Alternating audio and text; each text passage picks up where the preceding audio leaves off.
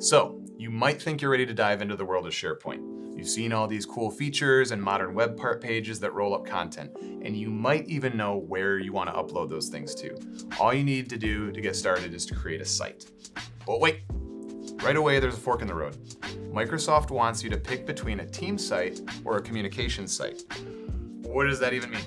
Is SharePoint already too confusing before we even get into it? I'm making this video today to clear up the confusion on a team site or a communication site. So as always, we have this content in a written blog that goes along with this in more detail, so feel free to read through that, which we'll link down in the description. So before you go right in and start making sites, you really want to start looking at what each of these two sites have to offer and figure out how they can work for you. So ultimately, deciding between a team site or a communication site in SharePoint really comes down to how you're going to use the site and what your team specifically needs it for. You want to validate how your teams work together and really think outside of the technical space of SharePoint and think how your coworkers are already collaborating together today or how they could collaborate better in the future, depending on the attributes of each of these sites that you want to think about using.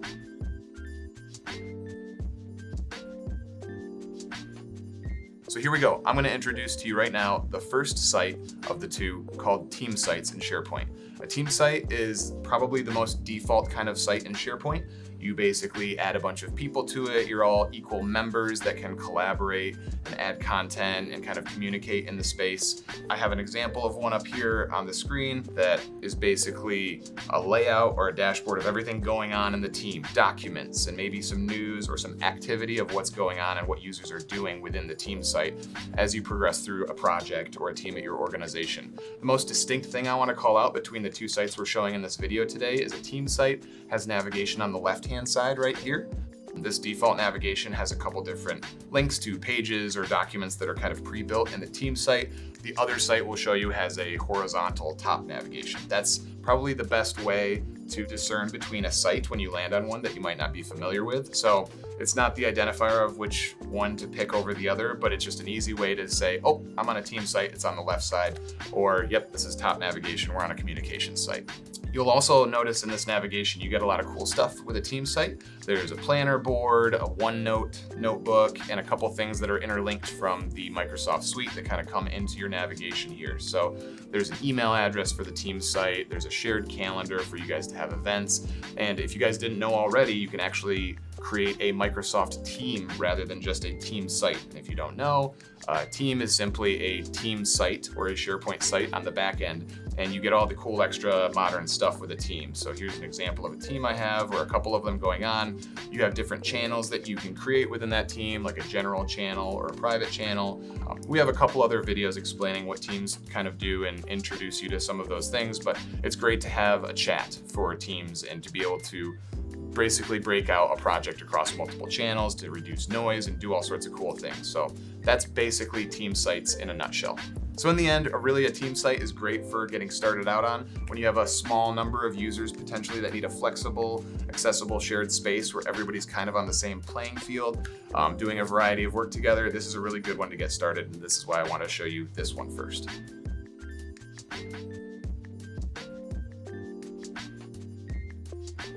So moving on to the other site that you can create in SharePoint, I want to talk about a communication site. A communication site is a little bit more structured. It's not just something that you're going to create, add people to, and let them work and save their documents and manage all of that kind of stuff on their own. Communication site is usually managed by a couple people to publish content out, and generally to a larger space like an organization-wide employee portal or some other news distribution type purpose. The structure of a communication site means that there's probably a couple different types of permissions that we want to talk about. There's site owners that basically create and manage the site, and generally access to all the other people who are going to be using the site. There are site members, similar to team site members, that can contribute and add and edit content. And then there's site visitors. Those are the end users that are going to be going to the site to read news posts and read documents and published memos and things that are basically blessed by the organization. Communication sites are also different in nature, that they're not just a landing space for you to get all of that content. Usually there's a structure and a navigation, a cluster of site pages where users can kind of click around like an actual public website would, basically to read that content, see how it's organized. There's usually strategy around things that are accessed commonly from the organization. Whereas in a team site where users just go and get content and share links and documents together, a portal site or a communication site is going to have site pages and landing pages. Users can basically click through each of these polished up pages that are organized efficiently to get the common forms and templates that they need, or links to resources that are, accessed daily by employees. So there's a lot more strategy around building a communication site. They also have publishing and version history on a communication site. So you can imagine that a document or a news post that's basically updated year-round for a company is going to be worked on potentially behind the scenes by some of those site owners of the communication site, and then published out live for those end users to consume when it's actually ready. So it's still a good space for users to collaborate on documents, but there's basically a check for when that stuff goes live and the regular end users can see it.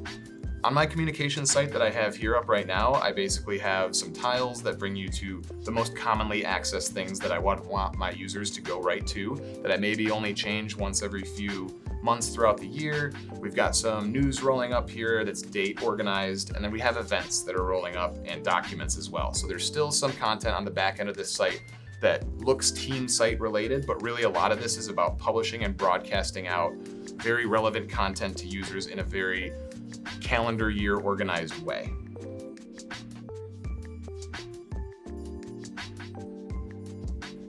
So if you're really struggling to decide between these two sites, I get they have a lot of shared features between each of them, but really what you want to identify is your team working together on an equal platform and just sharing and collaborating documents together?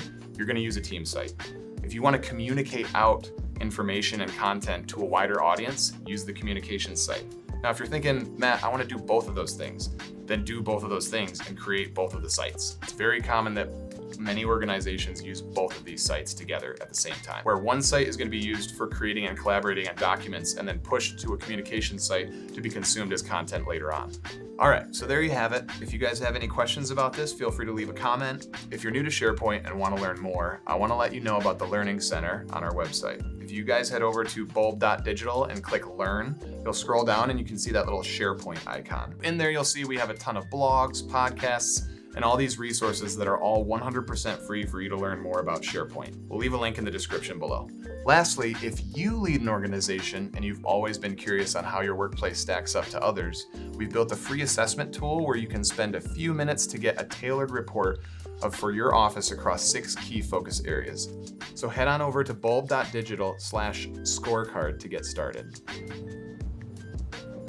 Oh, good.